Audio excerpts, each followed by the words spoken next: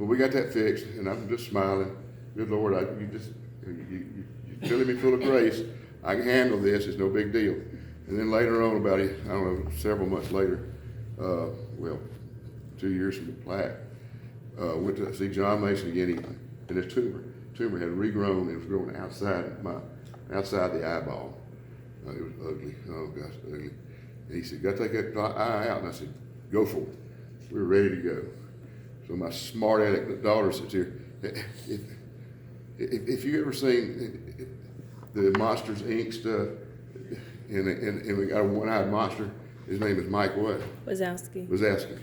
So here's his one-eyed monster. You know what she does the day we're going to have? It's called enucleation. I didn't know what enucleation was. If they take your eye out, she sits there and gets 3 T-shirts, green T-shirts, and paints a big eye on front of them. And we wore those to the hospital, and everybody said, "Y'all a little bit off." Well, then. Just a little bit, okay. And but I found that we do stupid things like that. But God's with us, and we know that. And hey, He may call me home. If the bus pulls out front right now, I'm not running to get home. Somebody can take my place if you want to. But one of these days, the bus will come, and we all know that it's going to happen to every one of us. So I'm not worried about it. He's been such a blessing to me, and I ask Him for help, and He gives it to me. So there goes Mike Wazowski, and so everything's rocking along pretty good up until June, and I was having some trouble with my left side. My fingers wouldn't work. I couldn't fasten a seat belt, that type of thing. And so I go see my doctor. She said, "You got to have a brain MRI. If anybody offers you one of those, try to decline, because it ain't no fun." Okay. And that's when they found the tumors. I mean, 2 big ones, 11 or so small ones. And I said, "God, it's getting pretty close here. You better come over and give me some more, fill me up with that grace, because now I got a head full of tumors." And so we've treated all of them, and if they go away, great. If they don't, I'm not worried about it. He's going to take care of us in the long run. But these are people that came. These people right here on this front row. I'm not counting the kids because they were a pain in the neck. But I'm just picking. They're good. They're good boys. We love them to death.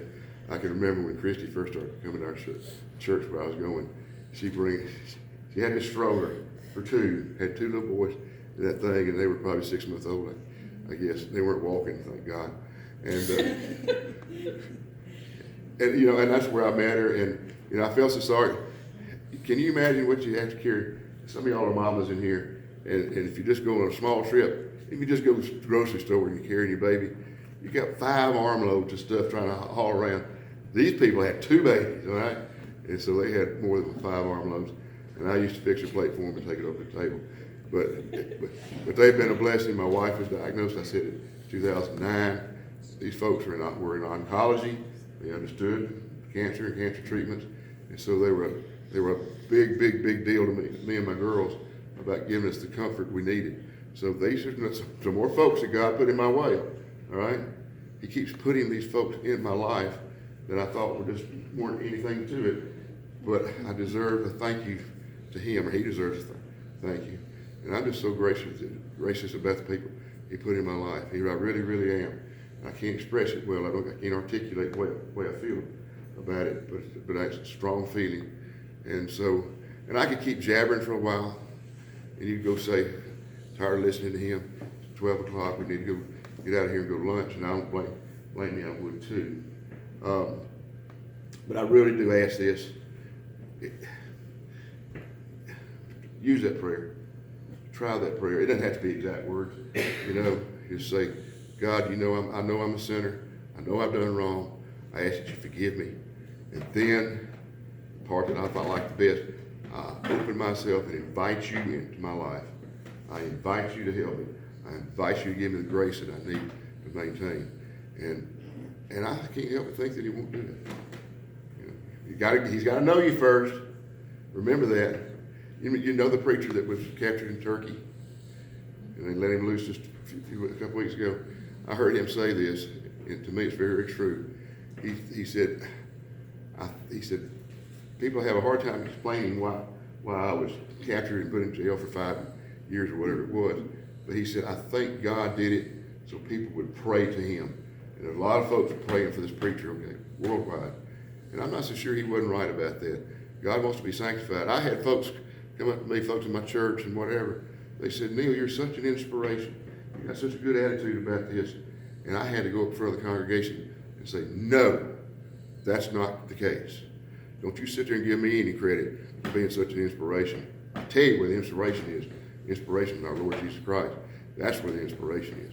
And give it to him. Don't you give it to me, because I sure don't deserve it. And I'm not going to go up there and say, God, I went ahead and accepted all those nice things that should have been said to you. So, like I said, anything I got going on that you kind of say, boy, he's all right, he's doing good. It didn't come from me. It came from this prayer right here. And I ask that you please try to remember it. I'll get Chrissy and print some up and you can take home with you later. Not today, but along that's a good prayer along those lines. And I guess for that, because typically, I don't know how this works. Typically, I can't stand up for longer than about 5 minutes without my back killing me. And look how long I've been up here. And I figured if my back really started hurting, I'd shut up. But it hadn't hurt that bad yet. But I better shut up regardless. One last thing. Here I go again. Last 10 years in Alabama, there's 316 reported cases of this melanoma. That's 31 a year. It's 316 over 10 years. And I know there's certain numbers in the Bible that are very significant, very important. Number 3 is really important in the Bible. 7's pretty important in the Bible. What's the other one? 12 is an important number in the Bible. But where does 316 come in? Well, it could be, I'm one of 360. We're 316. There you go. I was really going to say Bear Bryant's 316th win. So I'm not too. I think you're more correct than I am. Bear had 316 victories, but John 3:16, and that's an important verse. You know, for God gave His only Son because He loved us so much, and so yeah, you kind of wonder about that, though, don't you? So I'm 30 cases a year. I was blessed with one of them. Man, I'm gonna go buy a lottery ticket. I mean, with those kind of odds, it's pretty. I'll buy me a big one. Anything that I can, any questions or any comments or anything that I can help you with? Have your eyes